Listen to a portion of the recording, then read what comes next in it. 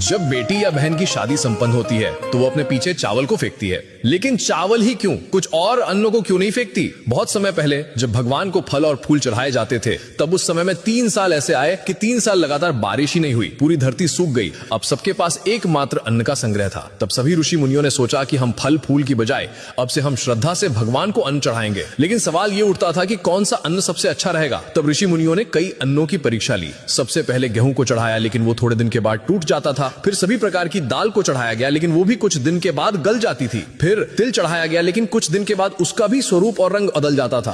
फिर ऋषि मुनियों ने चावल को देखा। जब चावल को चढ़ाया गया तो वो ना टूटता था, ना गलता था, और ना ही अपना स्वरूप बदलता था, और ना ही उसका रंग बदलता था। इसीलिए ऋषियों ने कहा, जो अन्न ना टूटे ना बिखरे वही अखंड और अक्षत है, और वही पूजा के योग्य है। इसीलिए तभी से ये चावल शांति, समृद्धि और पूर्णता का प्रतीक माना गया। सनातन धर्म में चावल सिर्फ अन्न नहीं, बल्कि मां लक्ष्मी का आशीर्वाद भी माना जाता है। इसलिए जब घर की लक्ष्मी बेटी विदा होती है तो वो अपने पीछे चावल फेंकती है, ताकि घर में समृद्धि और पवित्रता बनी रहे। और जब वो ससुराल पहुंचती है तो चावल से भरे कलश को पैर से स्पर्श कर आगे बढ़ती है और गृह प्रवेश करती है। मतलब समृद्धि और लक्ष्मी अब इस घर में प्रवेश कर रही है। इसीलिए शुभ कार्य में, पूजा पाठ में, विवाह में, गृह प्रवेश में या फिर नए काम की शुरुआत में चावल का उपयोग किया जाता है।